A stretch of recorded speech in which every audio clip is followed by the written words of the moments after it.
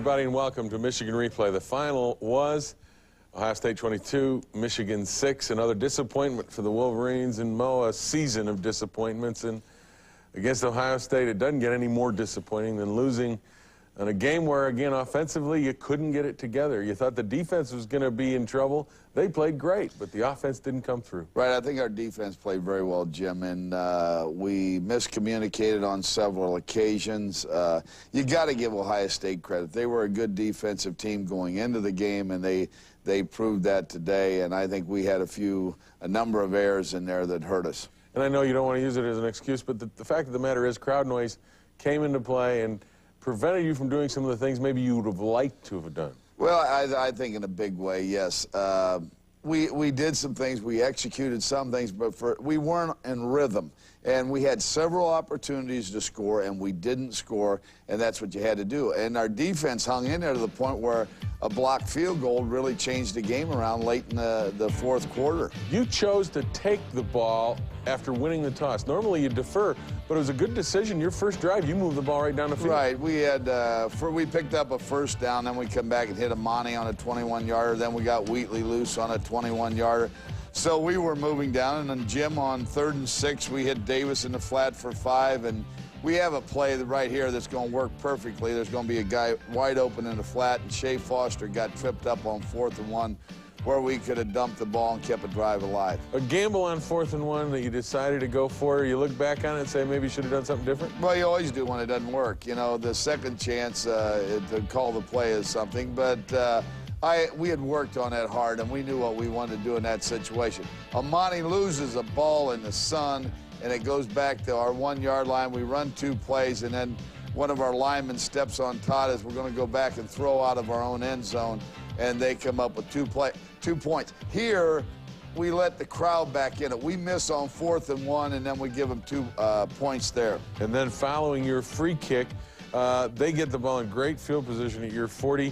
George goes up the middle, and here's a play down the middle to their fullback. Hadn't seen much of the fullback catching the ball for them, but they brought it out for you on Saturday. Right, this freshman, very physical, very tough kid, and they hit him over the middle, and it worked well for him.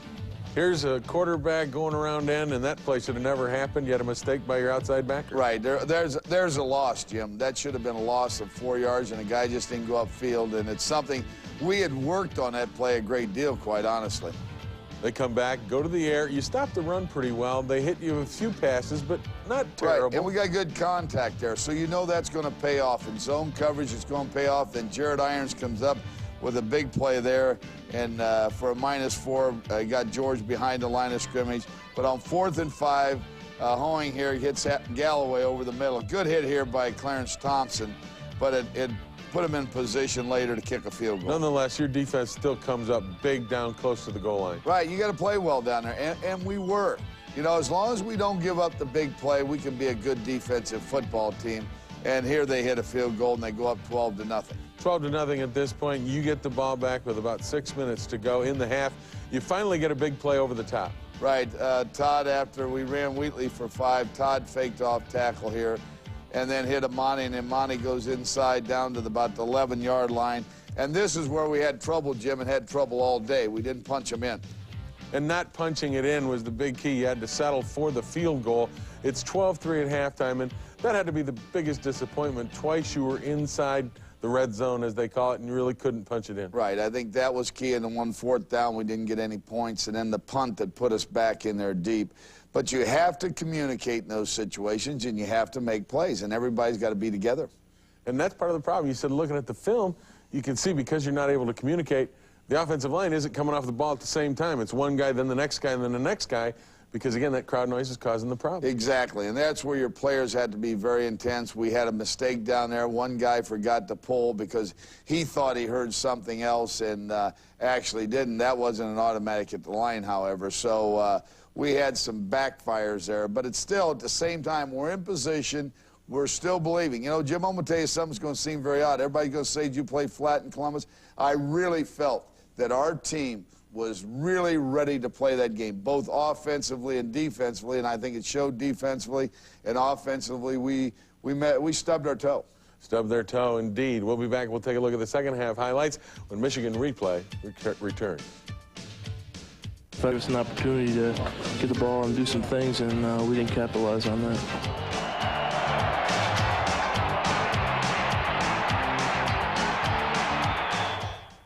The Wolverines trailed Ohio State Columbus at halftime 12-3. Talk to me about what was said at halftime, because you said they were fired up, emotional about playing, so you couldn't have gotten on them about being flat. Right. I don't think that was a problem at all, Jim. I think there was a lot of good effort. I think our offense didn't maybe have the intensity because they hadn't had the success our defense did.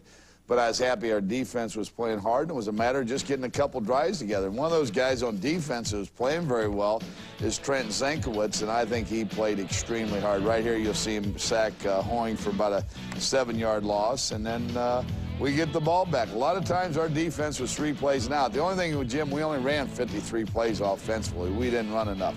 Here Wheatley sweeps to the outside and picks up about 6 yards.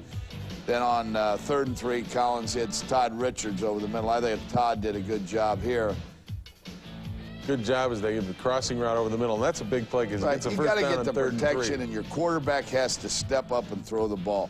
When those things are happening, you're going to hit passes. Eddie Davis ran hard, like he's been running the last few weeks. Eddie Davis is what I call a great reliever. He comes in and he makes some very fine cuts. He finds seams. But again, we get down there. 4th and 5, we had to kick a field goal with Remy, but again, we get points on the board and makes it 12-6. 12-6, you're in the game very much so. And defensively, this had to be the best point. You're still getting after them big time. Their first 3 possessions, they didn't get a first down. Right. And there again, Zenkowitz gets to Hoying and a big loss. And yeah, we come back and we were unable to do anything there because we got a holding penalty for a -10. And then you get a sack from Glenn Steele. So again, Ohio State unable offensively to do anything. You get the ball back with an opportunity to take the lead in good field position. Right here we had Big J down the middle, and as you say, we go down to about their 30-yard line. We're in good shape. Good draw play here. Eddie Davis again you're now getting close to the red zone again. Eddie Davis finds a seam. And this had to be, this next play probably gives you head into the 4th quarter, the most disappointing play of the game. Right, we get a high snap here, which throws the whole count off, and Remy doesn't start on time. Then Kerner, their left corner, comes in and blocks the kick. And not only does it put you out of a 3 points, but it gives them the great field position where they're going in. Now they get a field goal. And with the short field, they go to the air and hit Galloway. And this may be one of their better offensive plays of the second half. Right there with the guy in his face, and we had a chance to keep him out of field goal range, but we didn't.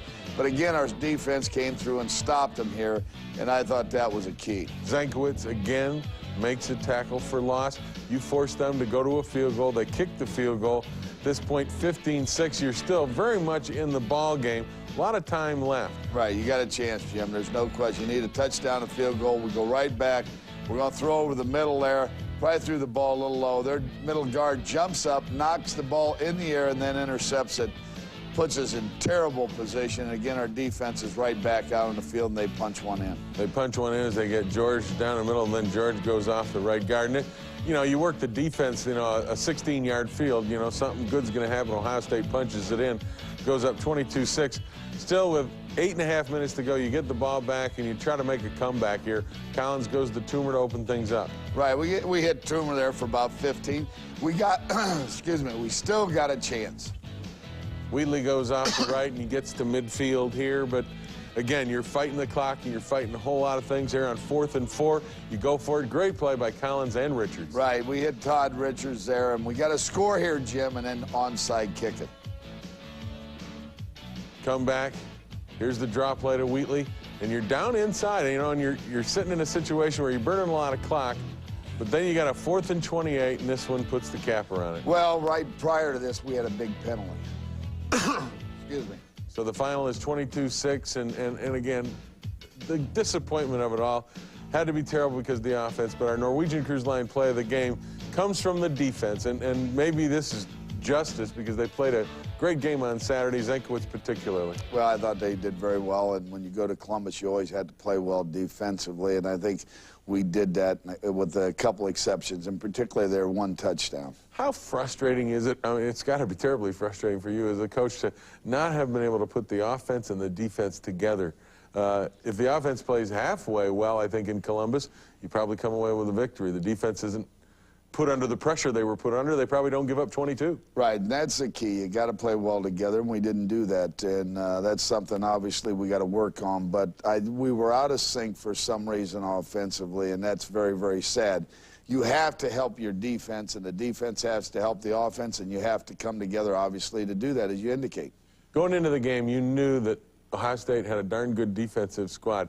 I don't think you felt that you weren't going to get into the end zone against them. Well, yes, you're exactly right. And I think a number of times we basically stopped ourselves. You got to give them credit. They played well, and they're going to play well at home. You know that going down there. But you got to get in that end zone. That was the real thing behind the 4th and 1 early in the game. Late in the game, I probably wouldn't have done that. But early in the game, you want to get in that end zone, and you turn that whole place around a little bit. Yeah, go back to the beginning of the game. You chose to take the ball instead of defer after you won the toss. The reason for that? Well, I thought we could move the ball, which we did. We just came up short on that one, and I wanted to have a little momentum change. If I knew our defense was going to play like they played, I might have went the other way. But I think all in all, it worked out fairly well. It was still one of those frustrating games again. It's kind of like you've seen this too many times. It's like a recurring bad dream. Right, and I don't think there's a lot of bad things going on out there. I think we got a couple situations that should have been corrected, and we should have played better. But I want to tell you, Jim, there were a lot of kids that played their heart out in that game, and we can't forget those people. It's a downer, I understand that, and it's something we won't accept. And there's ways that we had to look at where we're going and the direction we're given, and we got to find some guys that really want to play for Michigan and go in that direction. That's the name of the game. Well, don't go away. We'll be back. We're going to take a look at some basketball at Michigan. That's next when Michigan Replay continues. We just went out there and we wanted to play, for Michigan. And for me going home, that's, you want to win when you go home, especially, you want to win every time. But especially when it's in your backyard, you want to win.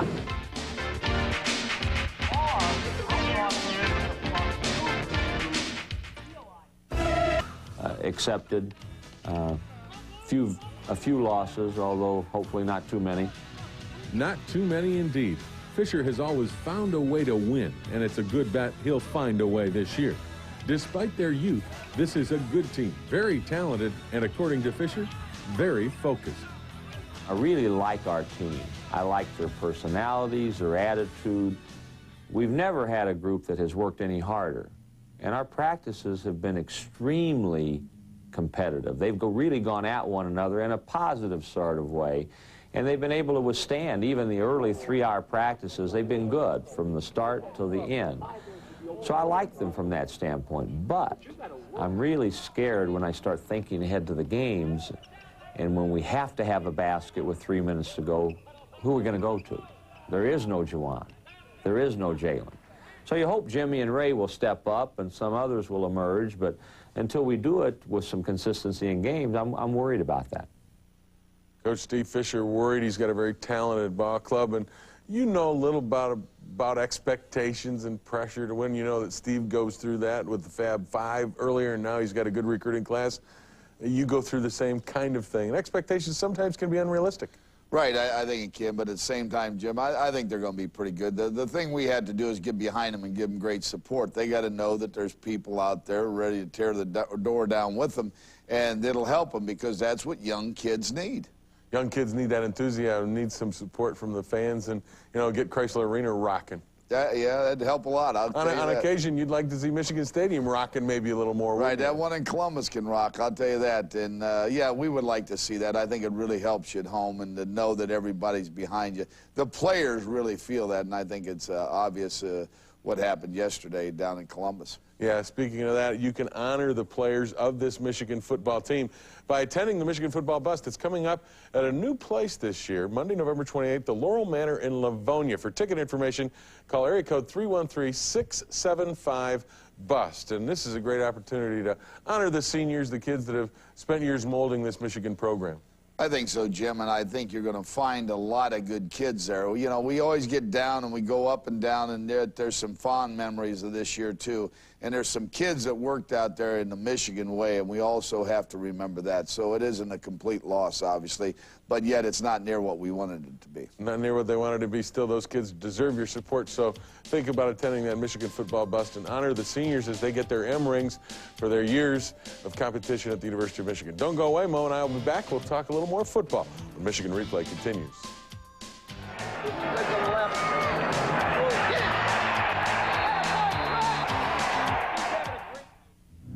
And we're just going to go and just play our hearts out.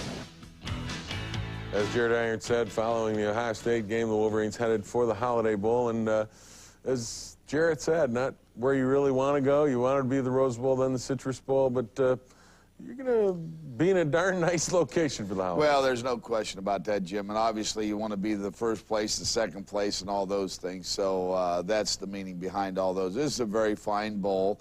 I think the Big Ten has done a great job as far as hooking us up with several good bowls. And you're going to be playing a team that can do some things, and don't take these guys from the WAC conference lightly. Oh, no, you can't ever do that because, you know, you look at things and no one would guess that Oregon's going to play Penn State in the Rose Bowl either. So no matter who you play today in the bowl games, you're always going to play a good opponent. And some of those names that you used to look at as, what kind of team is this, there are a lot of parity in college football all over. Let's look back a little bit on this year. And you're a coach, and I know that you learn everything that happens. You try to get a lesson from. What'd you learn this year? The disappointment, the frustration. Nobody works harder than you, Mo. And I think that you thought it was going to go completely differently than it did. Well, I think there's two things, Jim. I think there's too much passing.